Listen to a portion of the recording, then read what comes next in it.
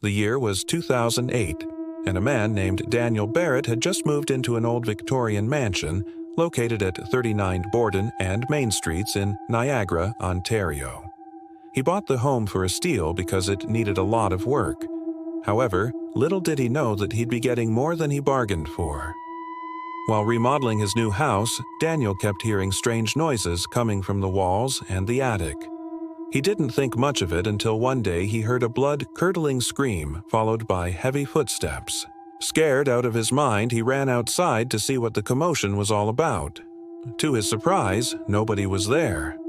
Thinking that maybe he was just hearing things, he went back inside and continued working on the house, but then he started seeing things out of the corner of his eye, like the shadow of a woman in a Victorian nightgown walking down the hallway.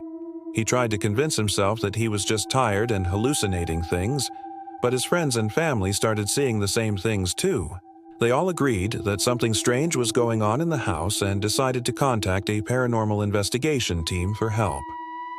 The team arrived and set up various cameras around the house to capture any strange activity that may occur. They also used a thermal imaging camera to detect any sudden changes in temperature. As the night went on, the team captured some strange images on their cameras, including the shadow of a woman in a Victorian nightgown walking down the hallway. They also detected a sudden drop in temperature in one of the bedrooms. Was this the ghost of one of the former owners? Or was there another explanation for these strange occurrences? The following day, the team returned to the home to review their footage. They discovered that the shadow they had seen was not a hallucination. It was real. And the temperature drop in the bedroom was also legitimate. They concluded that the house was indeed haunted. But who was the ghost and why was she haunting the home? To find out, they reached out to the local historical society for help. The historical society was able to provide them with some information about the home's former owners. The home had been built in 1890 by a wealthy businessman named William Borden. He lived there with his wife Mary and their 2 children. According to the records, the family had been very happy in the home and there had been no tragedy there. So why were they now being haunted? As the paranormal investigation team dug deeper into the history of the Borden family, they uncovered a dark secret. William Borden had been involved in some shady business dealings. In fact, he was rumored to have been involved in some criminal activities. It was also revealed that William and Mary had had a rocky marriage. They had been fighting a lot in the years leading up to their deaths. Could this domestic strife have caused the haunting? Or was there something more sinister at play? As the team continued their investigation, they learned that Mary Borden had died suddenly. No, not of natural causes. She had been poisoned by her husband. This revelation sent shockwaves through the team. It seemed that the ghost they were dealing with was not just a figment of their imagination. It was the spirit of Mary Borden, who had been tragically murdered by her own husband. Now, the question was, why was she haunting the home, and what did she want from them? The team was determined to find out. They spent hours interviewing locals and poring over historical records, but they couldn't find anything that could explain why Mary was haunting the home. Just when they were about to give up, they found a lead. An old diary was discovered in the attic of the house. It belonged to Mary Borden herself. As the team read through the diary entries, they learned about the troubled life of its author.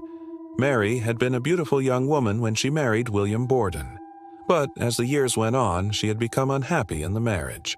William was abusive towards her, both physically and emotionally, and she had been longing for a way out. But even in death, Mary was not able to escape her tormentor. William had poisoned her, but he had not been successful in silencing her. Her spirit was now haunting the home, seeking revenge on her killer. The team was shocked to learn that Mary had suffered so much at the hands of her husband. They felt a sense of urgency to help her find peace so that she could move on to the afterlife. They began by performing a seance in the hopes of communicating with Mary. At first, nothing happened. Then, suddenly, the room grew cold and a voice began to speak. It was weak and shaky, but it was definitely Mary. She told the team that she was trapped in the house and that she needed their help to break the curse. The team was overjoyed. They finally had a chance to help Mary. They worked tirelessly to find a way to break the curse that was plaguing the home. They performed more seances, spoke to other psychics, and even reached out to priests. But nothing seemed to work. Just when they were about to give up, one of the team members had a breakthrough. He remembered an old legend about the area. There was a story about a woman who had been murdered by her husband and whose spirit was haunting the town. He was unsure if it was just a local myth or if there was some truth to it, but he decided to investigate further. What he found was shocking. The legend was true. The woman in the story was none other than Mary Borden. The team was stunned. It seemed that they were dealing with a real-life ghost story. They knew that they had to do something to help Mary find peace. So they went back to the home to perform one last seance. This time, they were prepared. They had gathered all of the information they had about Mary, and they were ready to help her. As they performed the seance, the room grew cold once again, and Mary's voice echoed through the house. She thanked the team for their help and told them that she was finally free. With that, the haunting was over. The team was relieved. They had finally helped Mary find peace, but their work wasn't done yet. They still had to uncover the truth behind the murder. They went back to the house to continue their investigation. They searched every room, hoping to find a clue that could lead them to William Borden's killer. Finally, in the basement, they found something. It was a small box hidden behind a loose floorboard. Inside the box, they found a diary. It was William Borden's diary. As they read through his entries, they learned about the troubled life of the wealthy businessman. They learned that William had been involved in some shady business dealings and that he had been under a lot of stress lately. He had been worried about losing his fortune, and he had been lashing out at his wife. But the most shocking entry was the last one. It was dated the day Mary died.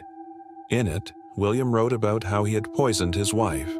He had been planning to get away with the murder by making it look like Mary had died of natural causes, but he was worried that she might come back as a ghost and haunt him. Little did he know that his fears were about to become a reality. The team was shocked to learn that William had been the one who had killed Mary. They couldn't believe that someone could be so cruel, but they were glad that they had helped Mary find peace. Now that the truth about her death was finally known, they could move on. But what would happen to William Borden? Would he ever face justice for his crime? Only time would tell. The discovery of William Borden's diary was a major breakthrough in the case. It provided the evidence needed to convict him of murder. He was arrested and taken to court, where he was sentenced to life in prison without the possibility of parole. Justice had finally been served, but it was bittersweet. Mary Borden's ghost had finally found peace, but the living were left to deal with the consequences of her killer's actions. As for the paranormal investigation team, they continued their work helping other people who were dealing with haunted houses and other paranormal activity. They never forgot their experience at the Borden house and the tragic story of Mary Borden. And that's where the story ends, folks. Do you believe in ghosts? Let me know in the comments below. And if you enjoyed this video, be sure to give it a thumbs up. Thanks for watching.